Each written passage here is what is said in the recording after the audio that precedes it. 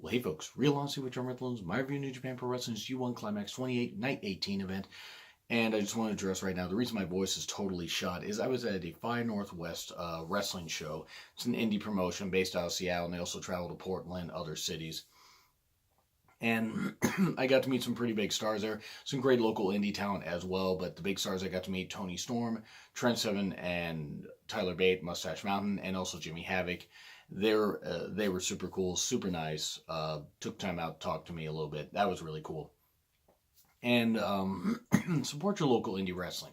You never know what big stars you're going to see there, but you never know what local indie talents you're going to see that are really working damn hard. Anyway, that out of the way, final not to be block action here for what has been a very, very good G1 tournament. Even with all the Tongan interference, there's been a lot of really good shit.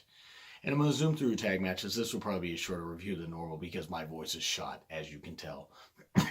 Finley and Michael Elgin versus Hanari and Shota Umino. Who's going to win C Block? Well, Finley ends up winning C Block. There you go. That's what happened. Anytime Elgin's involved in a tag match, I tend to tune it out. I mean, I'm sorry, I just don't like the guy. He's a great athlete, but I just don't like the guy. But yeah, Finley and Hanari and Shota Umino had good showings here. It was what it was. Finley winning C Block, cool. Hey, they had some fun with this. That's what matters. Paige and Chase Owens versus Bad Luck Fale and Tongaloa. Paige and Chase Owens end up attacking the Tongans at from the bell on. And that was fine, but then, of course, Power took over. Everybody, big schmoz and everything. And soon after, ape shit by Tongaloa, 1, 2, 3. After a few minutes, don't get me wrong, it wasn't like it was within 30 seconds. But the Tongans get the victory. And this also played into the whole thing for later. New Japan released something on their official website. Due to all the actions of the Tongans interfering in, the respective matches of either Bad Luck Fale or Tama Tonga, if there's any interference by them, any in-ring interference by them tonight, especially in Tama Tonga's match, or in any of the matches, they get suspended for 3 months and fined heavily. So, hey, at least action's finally being taken. I mean, a little bit too little too late considering we're, just right at the finals now. But at least they won't interfere in the finals tomorrow, right? Right? Oh, God, they're going to interfere in the finals, aren't they? But yeah, that happened. And then Jay White and Roppongi 3K versus Young Bucks and Murray Skrull. Since the Bucks and Skrull are never openweight six-man champions, could we possibly see a feud between these respective teams over the never openweight six-man titles? No, not really. You get some good tag exchanges as expected, but accidentally does hit Jay White, and Jay White's selling the whole thing with his shoulder. Actually, I think it was this side. And doesn't make the save. And Yo and Sho end up getting trapped in these, it's a double submission spot. And Jay White can make the save, but doesn't. And now we're leading the whole thing where obviously Jay White's just been out for himself. I mean, duh, that's what it's pretty much been. And now I think we're going to get Rocky Romero back in the ring after this whole, commentary stint has ended. After tomorrow. Sorry, my voice is totally shot. Maybe you're going to have Rocky Romero and, Sho and Yo go for the never openweight six-man titles, which could be pretty interesting. I mean, we'll see what happens, but I think it'd be a pretty interesting match. So yeah, Bucks and Skrull get the victory. And then Suzuki and El Desperado versus Evil and Bushi. Decent match, fun. I mean, anytime you get Suzuki-gun and LIJ members together, you're going to get a lot of outside action, some chair usage, and some fun stuff. You're going to get some hard hits, of course, because Suzuki hits like a tank and can take hits like a tank. Evil did well. Bushi and Desperado battle the masked wonders of the team. I mean, it's kind of funny that of the respective groups that they're part of, they always seem to be the ones to take the pin. Like one or the other seems to be the one to take the pin. Here, everything is Evil on El Desperado, 1, 2, 3, and we have Evil and Suzuki facing off afterwards. And then some Young Lions get beat up. Big shock, honestly. Suzuki beating up Young Lions. I know, I'm shocked too. And then we have Tanahashi, Makabe, and Tomoaki Hanma, basically. I'm just going to say Hanma. I screw up first names a lot. He had a lot of health issues and some really scary stuff with his neck and was able to recently make his return. This was a big deal. You could tell how much it meant to him. He didn't do much, but what he did was he did well, and the crowd was really into it. The crowd was into everybody into this match. Don't get me wrong. But anyway, they faced off against Okada, Yoshihashi, and Gato. Okay, so they were in the 5 guys of out of the 6 here, because no one really likes Gato in the ring. I mean, I don't have anything against Gato the person, but he's just there to take the pin. It's pretty much the whole point as to why Gato's there. You had Tanahashi and Okada face off again right after they had faced off the previous night. Honma is hugely over. Really nice that he got such a big pop. Makabe pins Gato, and Honma's very emotional afterwards because he was just happy to be back in the ring. Tanahashi and Makabe embraced him, celebrated with him. Crowd gave him a big ovation. Very moving moment. The 6-man tag, it was almost secondary what the result was. But the fact that Honma was on the winning side after fighting for so damn long to come back to the ring. Sure, he may not be able to have an extensive career after this, but he was able to come back, get in the ring, and if he can have a nice little run here of being in these tag matches and just being able to do what he loves, that is fantastic. That is what wrestling is all about. And then we have Yano and Tama Tonga, and it was messy. There was turnbuckle pad removals and some of that stuff. And then Fale and Tongaloa are running down to the ring, and officials are stopping them. I mean, even the new president is stopping Fale, which shows just how brave that guy is. But yeah, you had a ref bump, and then you had another ref get in the ring, and stun gun by Tama Tonga, and that ended it. Yano ends up with 6 points. It was what it was. I don't know if Fale and Tongaloa are going to get fined and suspended for this. I don't know what's going on since Tama Tonga laid out a ref. Are we going to suspend them? Are we going to wait until after the G1 is over? Are we going to wait till after tomorrow's show? I wonder, honestly. But yeah, Yano gets a victory. It was what it was. Juice versus Goto. These two have had good matches before, whether it's in tags or singles.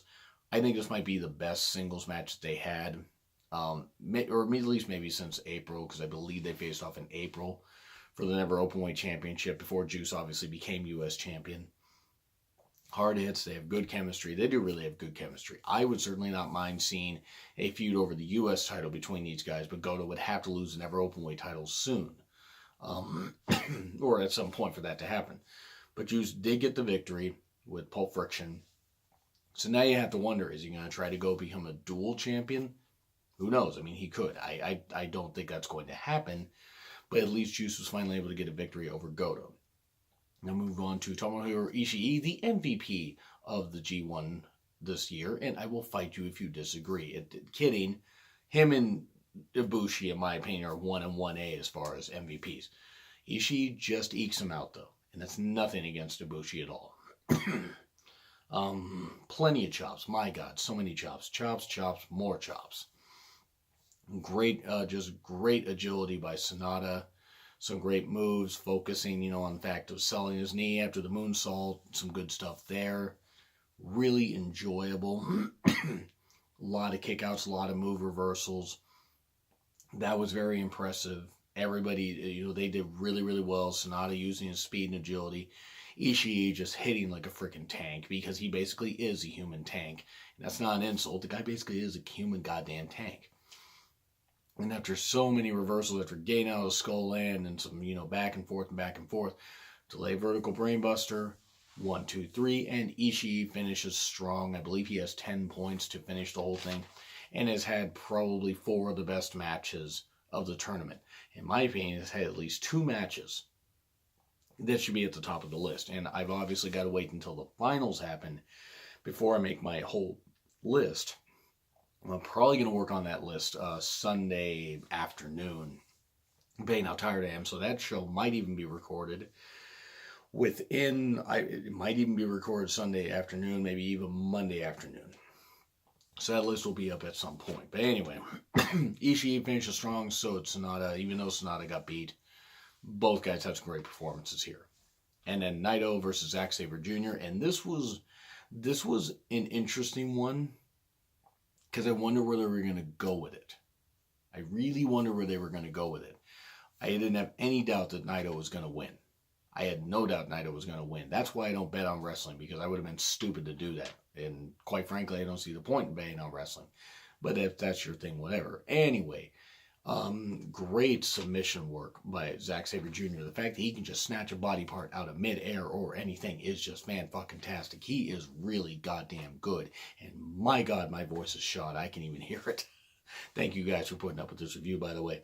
Naito turned up the heat, really started focusing a whole lot, focus on Sabre Jr.'s neck, so he didn't have as much power in his submissions and didn't have as much power in being able to, just latch anything on or hit any big moves. Like, he would just have to hold his neck afterwards every time. How good is Sabre Jr.? Oh, he's very good. He is supremely talented. Not that, no slight against Naito, but my God, it is just a treasure watching Zack Sabre Jr. in the ring. And Naito, great character, great charisma, great wrestler. Two of the best that New Japan has to offer. You turn him loose and you give him 18 minutes, and that's about what this was. It was about 17, 18 minutes. And it was a classic. It was, to me, better than the match they had in the New Japan Cup, which was a good match. It was a really good match, don't get me wrong. But after a Destino, you're like, holy crap, Naito's going to win. And then he goes for another one. And then Zack Driver, 1, 2, 3. And Naito will not repeat as G1 winner. He will not even repeat as a G1 finalist, because Sabre Jr. beat him. So now I believe Sabre Jr. had 12 and Naito had 12. So that's where they were going with it. Or I think it was 10. No, it was 12, because they were there, and then we go to the main event, where if Kenny Omega wins or draws, then he wins B block. If Ibushi wins, then because he holds tiebreaker, he would hold tiebreaker over Omega, Naito, and Zack Sabre Jr., since he beat all three, but yet lost to Naito, or lost to Yano, that is. Figure that one out. That was an odd loss. But yeah, he beat Naito, ZSJ, and Omega, because he beat Omega, because it was a fan-fucking-tastic match. As you would expect with these guys. This did not go right to 30 minutes like I thought it would. This did not end in the final minute. Doesn't mean it was short. Doesn't mean it was bad. But it was a little bit shocking to see that. Omega was very aggressive at first. It was actually a bit of a squash. Like, for the first 5 minutes, Omega was just beating Ibushi around. I mean, Ibushi had a couple moves, but for the most part, Omega was just knocking him around. Bad apron spot to Ibushi, landing on his head. Ow. Stop that. Please stop with that. I know that apron spots are part of the business, but we gotta moderate those. It's ow. Bushi came back, great moonsault to the outside, great kicks, a double stomp. A lot of focus on the neck by both these guys. There were some moves where it's just like they're landing on their necks, and I'm like, ow, ow. The human neck and head aren't meant to bend like that, or, feel that kind of impact. Ow, ow. I must have said ow a bunch of times during this. I recommend, if you don't watch any other match from this night, watch Omega versus Ibushi. However, I would recommend, if you got the time, watch Ishii versus Sonata, watch Naito versus Sabre Jr., and watch Omega versus Ibushi. He kept trying to go for the one-wing angel, Omega that is, and it didn't work, because even though Ibushi's the only one to ever kick out of a one-wing angel, that was a number of years ago. Everybody's changed. They've all evolved. And, other than that, no one else kicked out of one-wing angel. People say Okada got to the ropes. He had a rope break. There's a difference.